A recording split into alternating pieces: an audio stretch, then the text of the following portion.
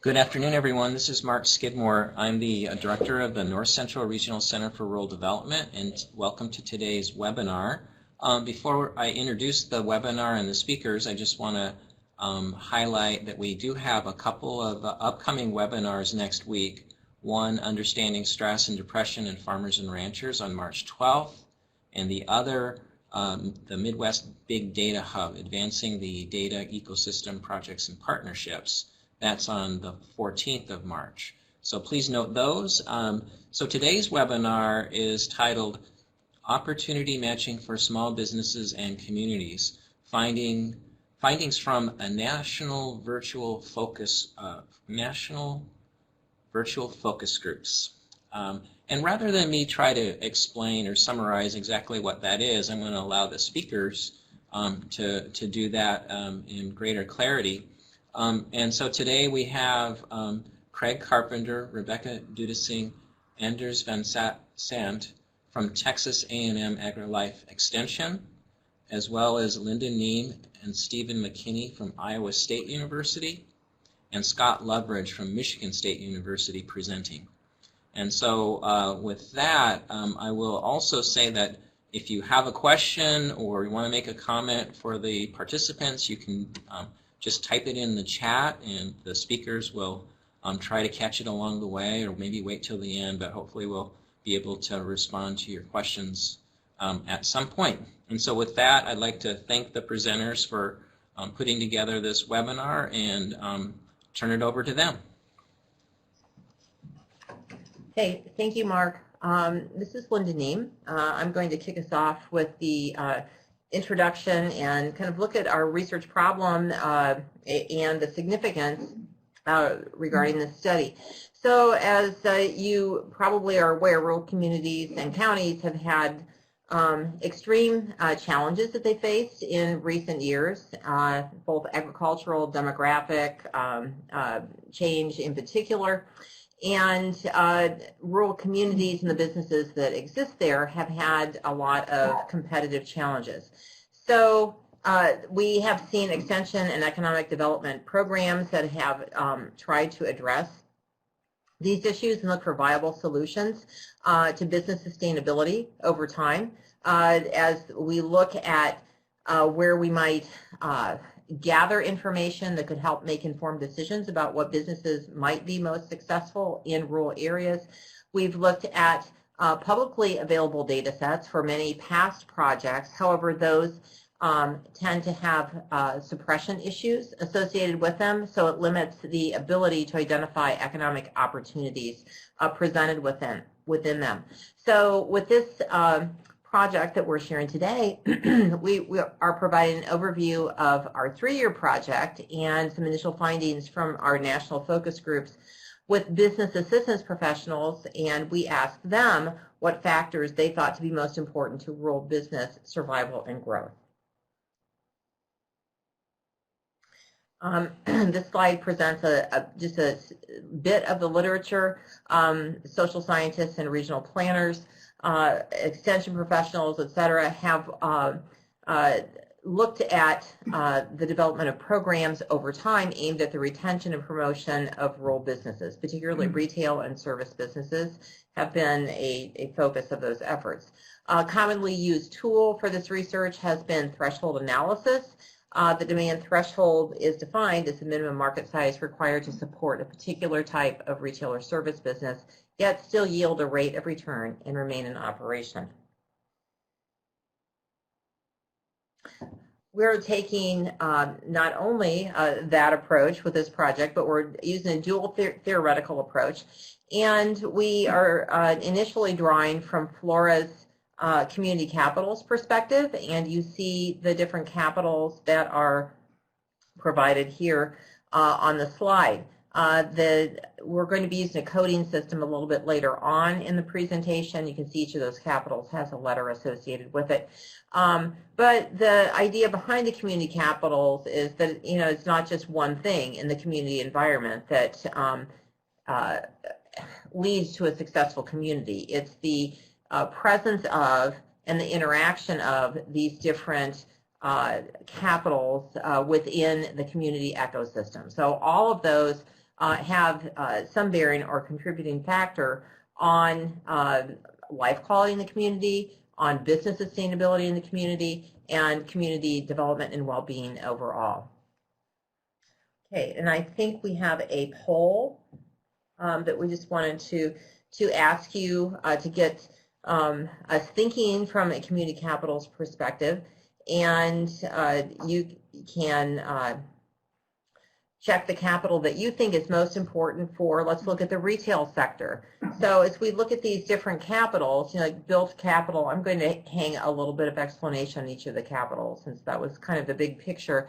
But the built capital is looking at the buildings, the infrastructure that you see in the community. I think financial capital is pretty obvious, as well as political capital, social capital, those relational aspects within the community, people, factors, human capital.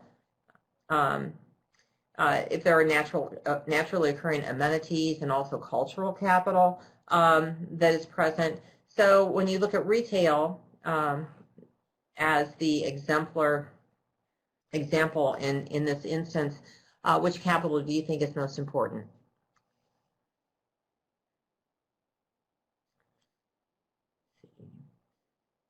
I'm not sure if we have everybody responding yet. Scott, maybe you can have a better read on that than I can from my end. Yeah, it looks like it actually. Yep. All right. So it looks like social capital and human capital are pretty evenly tied, as well as build. I mean, that's kind of like a three-way split between those as being most important. So would anyone like to comment, any of our participants, on why you responded as you did for retail? That'd have to be in the chat. Okay, we have a few people typing.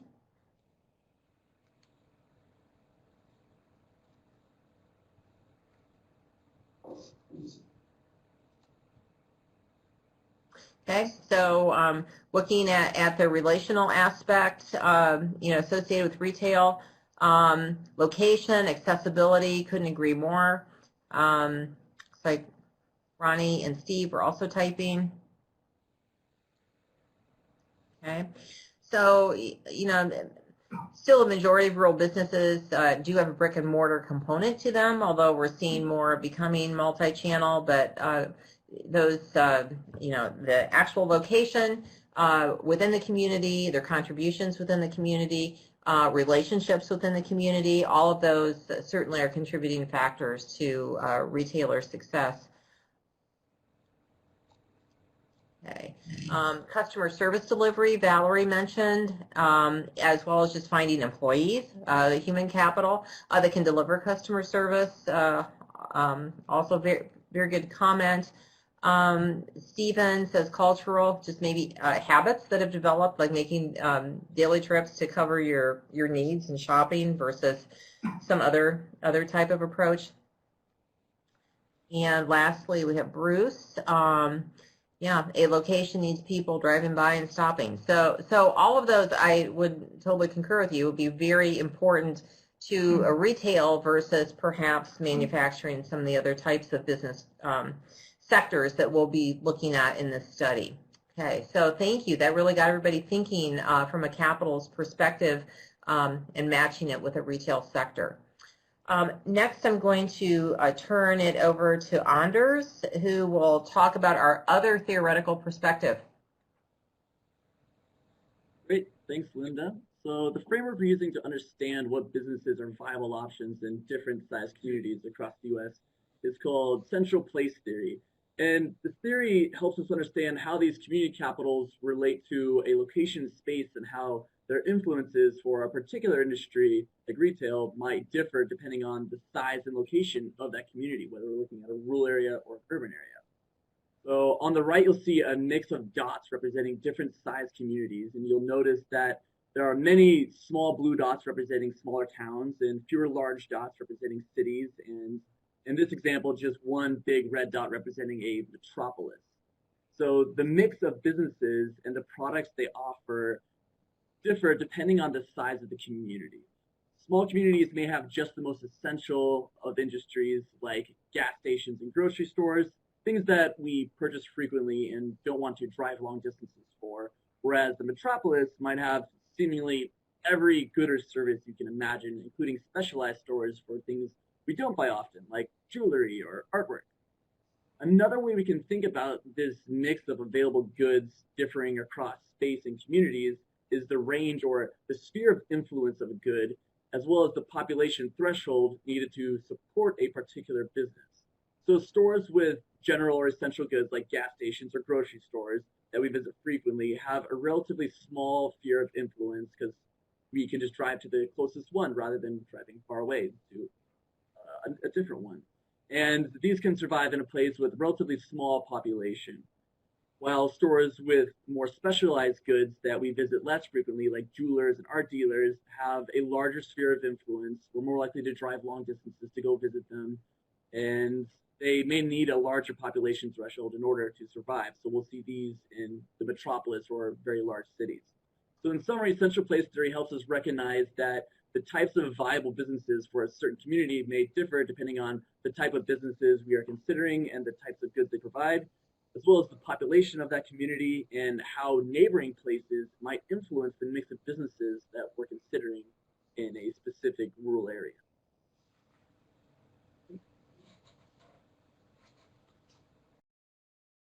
Okay, thanks, Anders. This is Stephen McKinney, and I'll take the next several minutes and walk you through the methods that we used in collecting and analyzing the data, and then share some of the findings that we have from the qualitative focus groups that we conducted. So we conducted, I believe, a total of about 15 focus groups, ranging anywhere from about 2 to 3 participants to about 5 or 6. We did them in 3 rounds, touching on the 3 different sectors: home-based businesses, retail, and then manufacturing. We pulled participants from different groups, including extension, economic development, SBD, so they're business assistance professionals, and they represented a broad swath of states, anywhere from, we had representatives from Maine, Maryland on the East Coast. Much of the Midwest was represented with Iowa, Michigan, Illinois, Wisconsin, and then we had some on the West Coast, California, Washington, Denver. We had folks from Texas as well. We used Adobe Connect, similar to the format we're doing today, where everybody logged in. We had PowerPoint and discussion. We had poll questions similar to what you had answered just a moment ago, and then some discussion afterwards centered around the questions that we asked.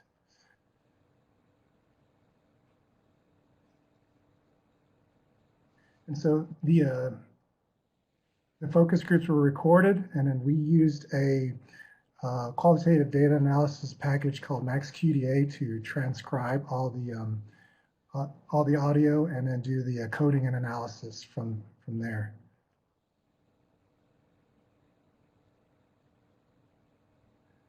So for the next 3 slides, we pulled out 3 different examples on different capitals that we used. We used the community capitals framework to help drive our coding scheme.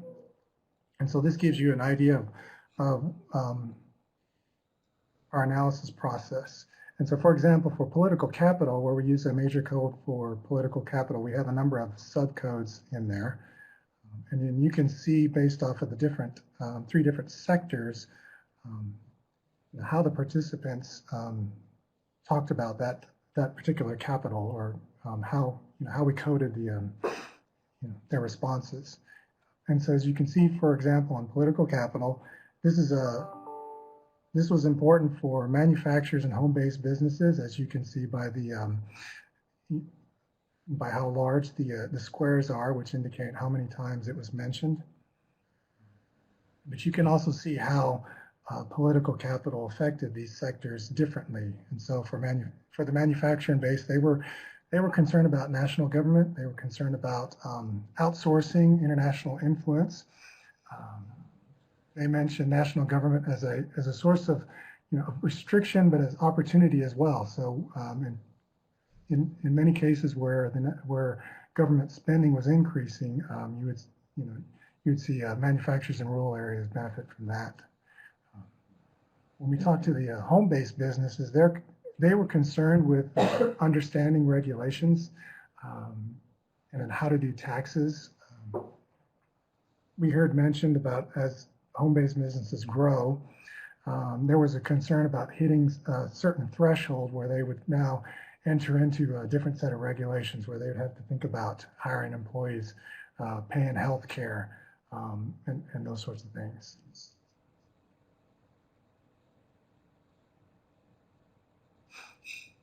Now we can look at financial capital, and you can see this one is a little bit different, and as you would expect, financing affects all industry sectors.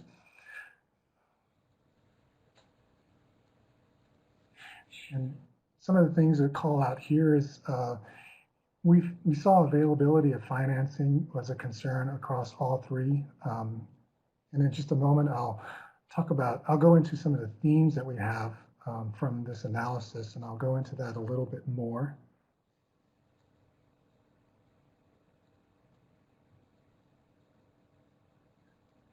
And then the final example I pulled on the coding scheme that we have here is cultural capital. What we saw interesting here is that while participants in retail and manufacturing mentioned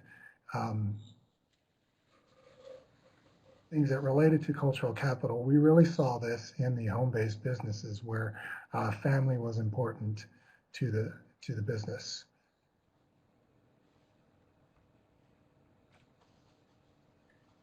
And so we took that coding scheme where you saw an example in those three. We did that for all the community capitals, and we built and we pulled up some themes, first across all three sectors, all three industries, and then some themes specific to each individual sector.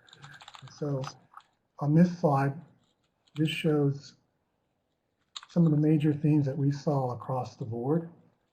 In challenges, broadband and access to high-speed internet was mentioned all across the board. That deals with access to high-speed internet, whether or not it was available, and there are many communities out there where it still is not. There's also the concern about, even in cases where high-speed internet is accessible, or is available, it's not always reliable. And so that's a concern in many of these businesses. And so I'll go over a little bit more detail about how that affects each sector differently in just a moment, as well as the infrastructure was mentioned. I'll go over how that affected each sector differently. Workforce was a concern. The big concern was availability of workforce and availability of trained workforce. And we also had another concern come up that I'll talk about in manufacturing in just a moment. Now, we saw in success factors across the board when it comes to rural businesses, the owner is critical to business success. And so characteristics related to the owner was mentioned frequently in just about all of the focus groups across all the industries. That owner is really embedded in that community and becomes the identity of that business. And so where a good owner can equal a successful business, we've heard mentioned to a bad owner can be detrimental to that business. We saw these businesses in rural communities, their social involvement is critical to their success, not just with retailers, but we saw with home-based businesses and manufacturers as well. They're embedded in the community, and so their involvement in that community really contributes to their success. The other thing we saw is that it's critical for these businesses to have a good, strong informal network, a good, strong base of peers that they can support each other on, not just from a revenue standpoint, but Also just from some of the other aspects of running a business. These informal networks serve as a good source of advice and support. And then, like you saw from the slide previously, financing is critical. What we found interesting is that availability and access to financing to dollar amounts less than $50,000, $30,000 to $50,000 or less, was difficult for businesses in rural communities. They felt that these small or micro lending, there was some, there's opportunity to assess businesses in this dollar range.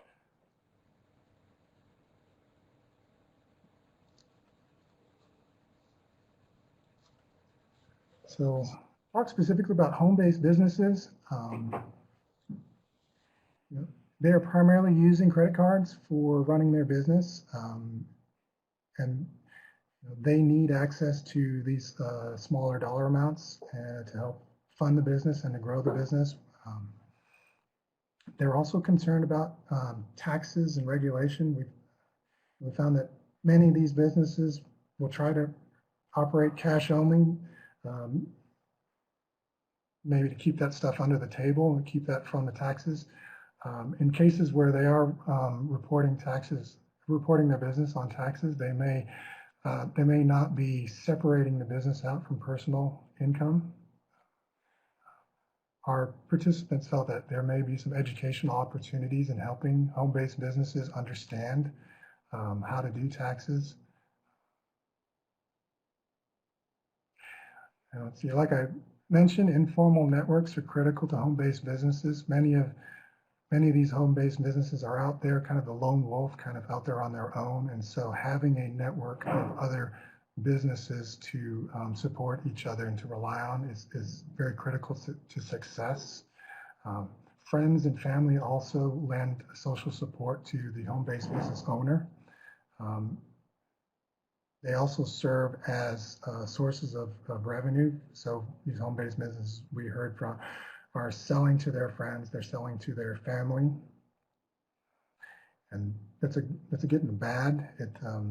It's a bad in the sense that once they've sold to all of their friends and family, we heard the question, what's next? What do they do next? How do they grow beyond that? Family serves also as a source of labor. Many of these home-based businesses, it can also be unpaid labor where they're just, the business is in the home with the family, and so they're working there.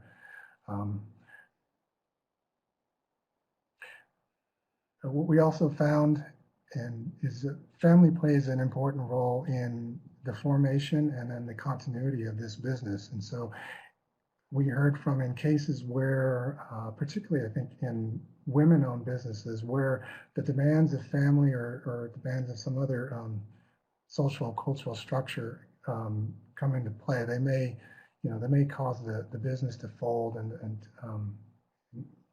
stop, so that the business owner can go back to taking care of the family or doing something else, or assisting with maybe what the primary business of the family is, if it's for instance, if it's a farm or something.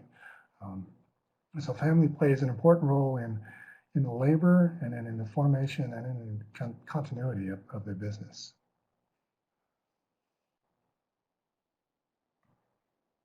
So talking about retail businesses, I mentioned broadband, and so what was interesting here is that high-speed internet, it's not a differentiator. I mean, it's about as critical to the business as available parking or a POS system. And what we found is that retailers are, using high-speed internet as a multi-channel operation, so another form of generating revenue. We see them using high-speed internet for social media and for marketing and for connecting with customers. But we also see them using broadband or high-speed internet in general for business operations, and so for things like taking credit cards.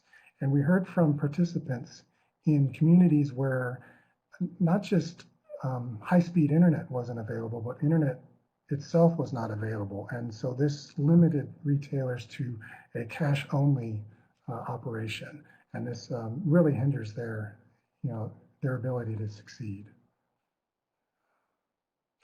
Infrastructure, like you mentioned earlier in the in the chat section, we found that available space. Space is difficult to find in many communities for retailers. One is just having a building or a space available can be a challenge. Two is the space may be there, but it's not in a usable condition. It may take some major rehab to get it ready for retail. And the third thing we heard was that there may be space that could potentially be available for retail, but for whatever reasons, it's not available.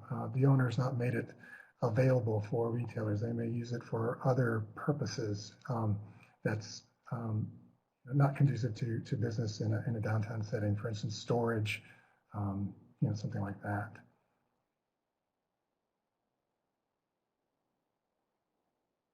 And I see there's a question down here back on home-based businesses. Apologies for not catching that sooner. Mark asked, did proximity of markets for home-based business come as being important, or does the internet offset and enable businesses to reach market? What we heard is that, yes, these home-based businesses are using the internet to reach some of their market. And so where home-based businesses, where broadband is available, they are using that. In some places where maybe that's not available, but a lot of these home-based businesses are just primarily selling to their family, their friends, their immediate community. And then, yeah, there's a challenge of once they've tapped that market out, what do they do next?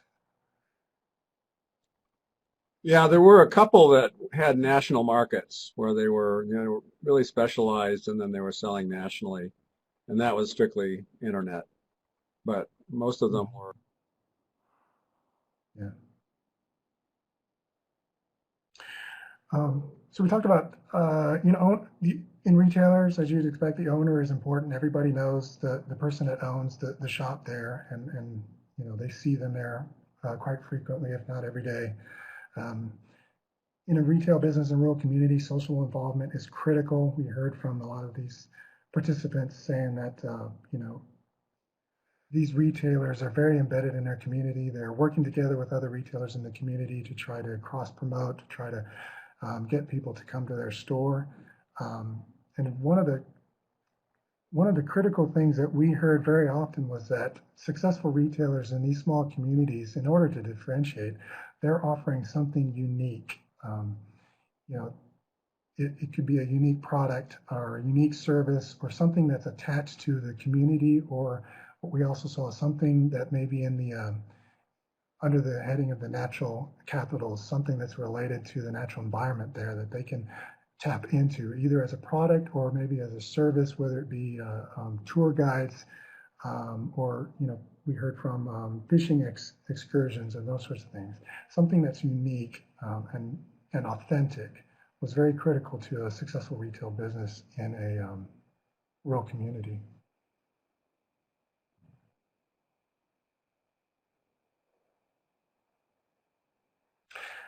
The last industry we looked at was a manufacturing business, and these are the themes we pulled out from the focus groups here. Again, broadband was mentioned, and again, there are communities without high-speed internet.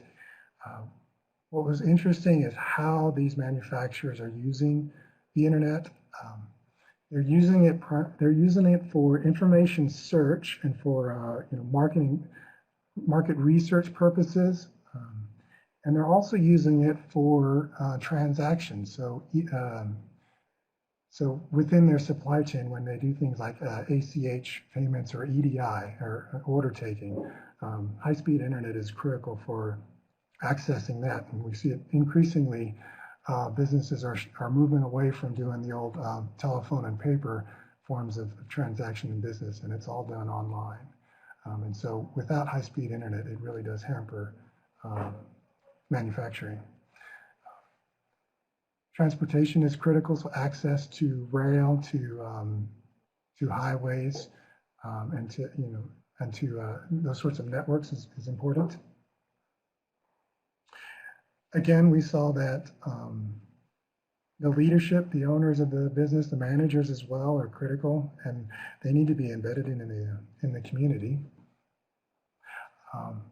Something we found that was interesting is that availability of work, just having enough people and that are qualified to work was a concern for many of these manufacturers. But a piece of that too is that having people who can pass a drug test was a concern for many of these manufacturers. We heard mentioned that the opioid epidemic has impacted employment, but we also heard that legalization of marijuana in some places has affected employment, and so in those communities, it's difficult to find a workforce that can pass a drug test, and so it may be a case of that, those drug tests or regulations may not be catching up with what some of the other things that are changing in the political environment. And we also saw other challenges is in the informal networks. And so across the board in all of these sectors, having some business peers that you can connect with and rely on is important to success. But our participants in the manufacturing focus groups mentioned that when it comes to manufacturers, they don't talk to each other as often as you see in the other sectors we talk to. And so their challenge was to try to get the manufacturers in their areas to talk to each other, to build these informal networks. And they felt that there were some barriers in maybe people did not want to share critical information about their business. And so the challenge was to get these owners and managers beyond that and to be able to share best practices. And other aspects of the business that will help each other on, and so that was a huge challenge that they mentioned.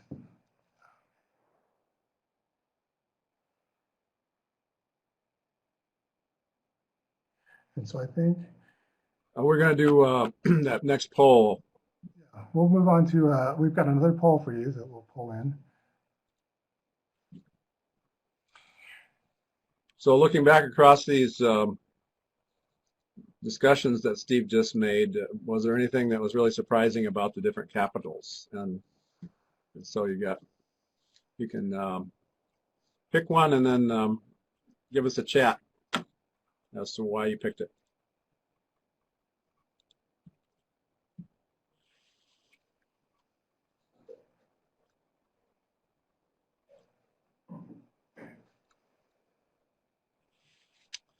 And while you're selecting and chatting, it was interesting to me that on the first poll, not too many people picked, only one person picked cultural capital, and in our for retail, and in our focus group themes, we did hear a lot of people saying that being able to provide that old time, homey kind of experience, nostalgic, what came up as something that helps them survive. So that it really is the cultural capital came up a few times in talking to the retailers. So something to think about going forward.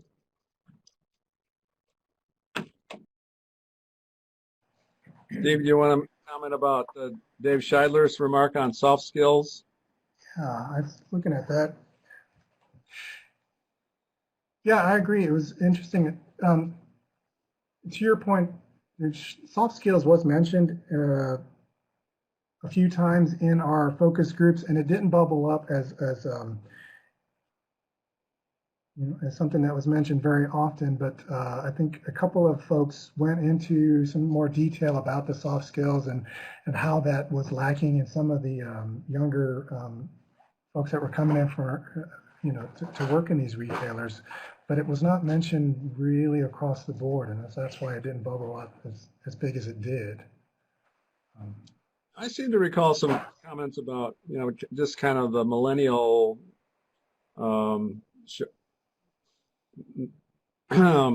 not thinking of a place as a career, as it's more of a something to do for a couple of years and then move on. I don't know if that's a soft skill or if that's. Yeah, I think it was in the same focus group. We heard that, and we also heard that, yeah, some of these millennials that are coming in, they don't know how to do simple things like, talk on the phone or.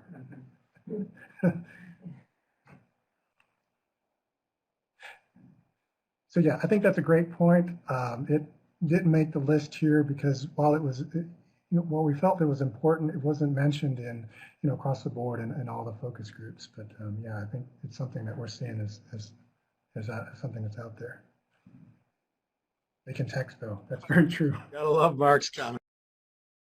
You made a point about micro lending. That was very interesting as well. I mean, we heard in some of the participants talked about a lot of the opportunities they had in their communities for these smaller dollar figures, but we also heard just across the board that there seemed to be some difficult, and it could be a case of just just marketing, just advertising, just knowing what's out there and what's available, and maybe that information isn't getting to these folks.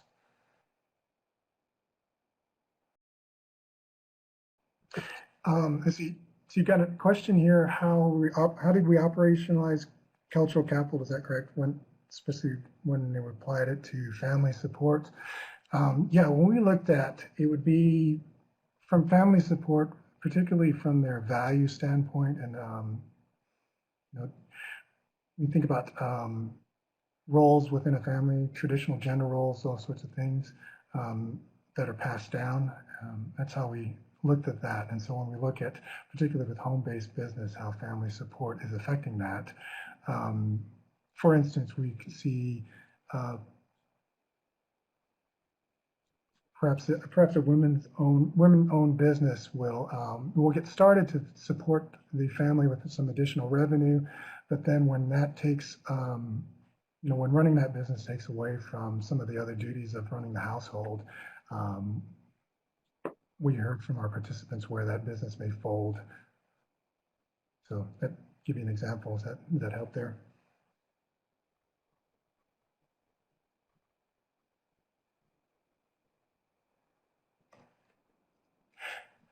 So I'll summarize the conclusions from our focus group. So we saw challenges across the board, broadband, like I mentioned, and like I'm sure you all have have experienced. There seems to be a gap in providing financing for those smaller amounts, particularly from 20 to 50. And from what we heard, it is available in many communities, so it may be a case of just for businesses knowing that it's there for them to use. We did see in some cases, though, that there are challenges in particularly, I think, retailers and home-based businesses in just being able to access some of these, some of these lending sources. Let's see. And then we saw the workforce is a challenge. One is availability, two is training, and then three is just the ability to pass a drug test. Success factors, the owner is critical to business success in all three of the industries. Community involvement is also critical when you talk about businesses in rural, in rural communities, and that's a case for, as you would expect, retailers and home-based businesses, but also for manufacturers as well. And then from what we heard from our participants, but business assistants, they see these informal networks are just critical and vital. The ability for businesses to provide just mentoring functions for other businesses and just for everybody to help each other out is just vital in these small communities.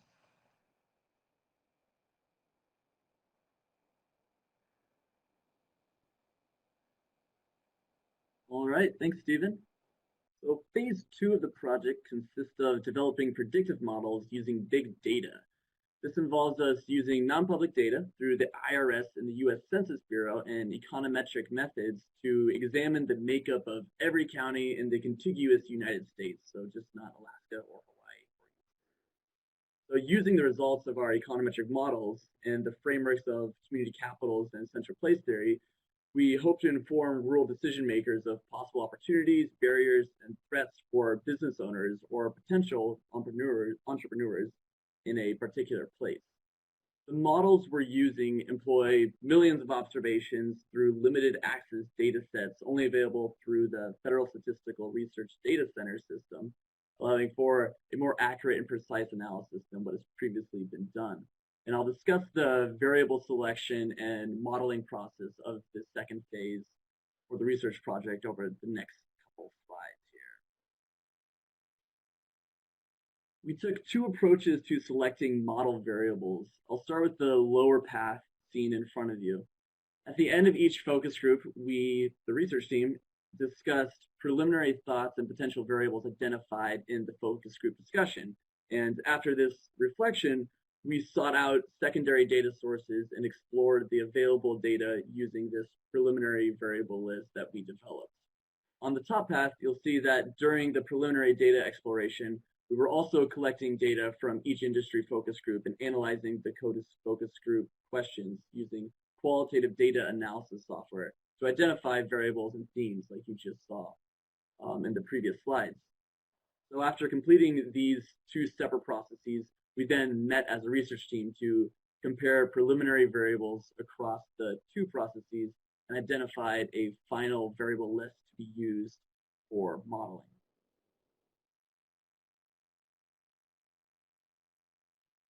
These are some of the variables we identified after our two-pronged approach, and just by looking at the list, you can see there's a large breadth of topics that they cover and how they might fit into community capitals mentioned earlier.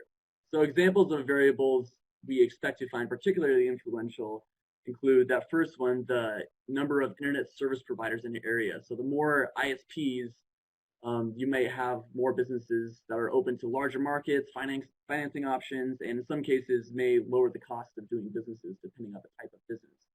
A little bit farther down, there's community colleges. These may provide business support through business classes for the individual business owner themselves or by hosting community development programs like small business development centers. Also natural assets like national parks and public land or historical sites, and these are likely important for recreation-based industries. In the right column, we also have opiate-related deaths. This is a relatively new challenge for communities as it represents many negative effects on communities, including the supply, health, and reliability of labor. And one last example, the percent of people who work out of the county. This may reflect how interconnected two different places are, two neighboring places, and how much industries in one community may influence their neighbors. So you might see evidence of some sort of retail leakage here, where people are shopping where they're working, which might be in a different community. This is a summary of the second phase that I've been discussing, which we are currently engaged in. We started with focus groups to identify challenges experienced by local community and business leaders to select important variables that reflect business generation and success. This is shown by the arrows moving from the issues in the far left column to the identified variable in the second column. We then merged these variables with the limited access big data, and within the modeling process, we have also been investigating the underlying data generation process, as this is one way to observe how business owners are actually making decisions. So for example, if we see an industry with a lot of zeros, which would represent no businesses of that industry in many counties, this may reflect that the industry is of a higher order, as we discussed in central place theory, like those jewelers and art dealers, or there may be some sort of essential social or physical characteristic that a place needs for a business of that industry to even exist. So you might think of a boat reeler needing some sort of nearby body of water to consider even opening up shop. Two aspects that set this research apart from existing studies is that we're looking at both non-employers as well as employers, and we're looking at employment by industry along with a number of establishments to get a better measure of economic intensity within that industry. The outcomes of this second phase are still forthcoming, but we hope to provide a list of key variables of influence for a particular sector, identification of communities with opportunities in specific industries, and finally, we hope to highlight the different support needs between employers and non-employers. Oops, went a little too far there. Here we go. So as we're moving forward with our analysis of the big data, we're estimating these zero inflation models for a large set of industries using the number of employers as well as non-employer establishments per county. I mentioned the zero inflation model a little bit in the last slide, but to flesh out this idea, the zero inflation model decomposes the establishment location decision process into two steps. The first step is the choice of a firm to even locate an establishment in a county at all. And the second step captures the choice of the number of establishments in that county. But the benefit of the zero inflation model over other models, like the hurdle model, for example, is that it allows for two types of zeros. And by zeros, I mean counties with no establishments in a particular industry. The first type modeled in the first stage captures structural zeros, where that county is lacking some essential characteristic for an establishment to locate there, like the body of water for the boat dealer that I mentioned. And the second type, modeled in the second stage, are sampling zeros, where a county meets minimum requirements, but some set of economic factors are preventing establishments from locating there. So while we might not be able to do anything about these structural zeros, where there's lacking some essential characteristic, we might be able to do something about these economic factors, the second class of zeros. We plan to compare these results to past studies to assess biases in threshold research resulting from exclusion of non-employers and from aggregating dissimilar industries, where we're just looking at too many different industries all at once. We're also planning on estimating the demand thresholds for certain levels of employment and payroll for each industry rather than just the number of establishments in order to provide a measure of economic intensity and more accurately measure the size of each industry. And finally, we'll compare all of these estimates with those derived from MZ or InPlan or other paid subscription data to see if we can identify gaps or errors in the estimates and data. And here, I'll hand it back to you, Linda.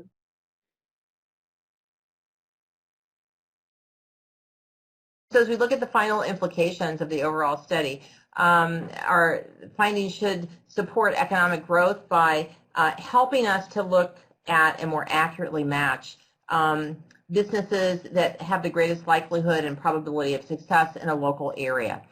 So that is a really big implication for the usefulness of our findings. Our outputs will highlight types of businesses that are likely to be successful in a particular area, but also look at current businesses that might be at risk and help to facilitate retention and also maybe change or diversify their efforts. Okay, and finally, our next steps.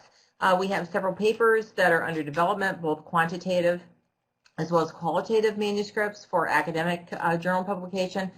We're looking at development of extension digital publications and online business assistance materials, so those are forthcoming, and also programming input for extension, particularly for communities of practice. Okay, and that is our presentation. Thank you, and any questions? Okay, great. We have a few minutes for people to add any additional questions in the chat. Questions or suggestions, if you know, are there things that we've forgotten that we ought to be thinking about as a group? Well, as we're waiting for people to type in, I think of what you're doing is, economists oftentimes assume that people have the information they need, and whether it's on the public side or the private side, and we know that there are gaps. So what you're doing essentially is trying to find those gaps and then find ways to fill them so that people can make more effective decisions and access capital, etc. Would you say that's a fair summary? Yeah, and planning, to be thinking forward, what's my community likely to look like if I've got half the businesses are at risk, right? Mm-hmm. Yeah. Valerie asks if there's a link to the PowerPoint slides. When we'll post the recording of this webinar, and then we'll also add the PowerPoint as well. So that'll be happening in just a couple of days.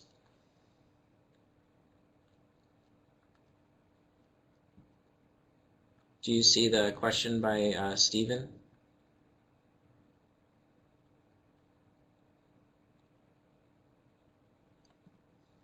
Well, I think we were just going to tie into the existing e-extension communities of practice related to economic development.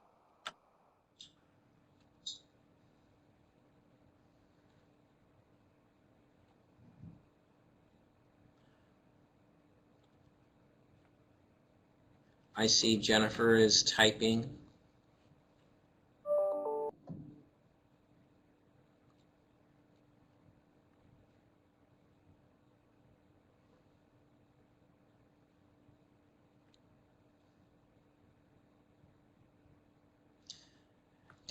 A question I had, and it might fit into cultural or capital, is this idea that a lot of times these business owners might be older and they're thinking about transitioning to maybe newer family members. Did any of those kinds of transition questions arise? Do you want to answer that? Yeah, succession planning came up a couple times. Steve's probably better position to answer that question, but I do remember it happening, but I don't remember how many times or what sector it was. It's a function of age, I guess. Yeah. Yeah, I think it was mentioned in retail primarily a few times, and I mean, one, it's a concern, and two is yeah, I think there's not really any kind of mechanisms or process in place to address that currently.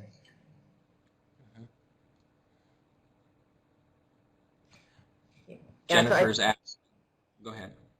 Yeah, so certainly that is a challenge for really, I think, across the board for these rural businesses, but we did hear it more so in retailing, and oftentimes these businesses, they just go out of business for lack of someone, not necessarily for lack of demand at the local level, but lack of human capital, that next generation to be able to take the business over. So being able to link not only family but non-family, interested and appropriate others that are interested in taking over the business or buying the business, reinvigorating the business, making those linkages are really of critical importance. And I think the findings from the study will be helpful to that group as well as, we kind of have implied matching, with thinking that outside new businesses would come in. Well, there can also be matching or reinventing businesses that currently exist within a community too. So Mark, I think that's a really good point to bring out. Thank you. I think we have time for one more response to Jennifer's question down below, and then maybe we'll wrap it up.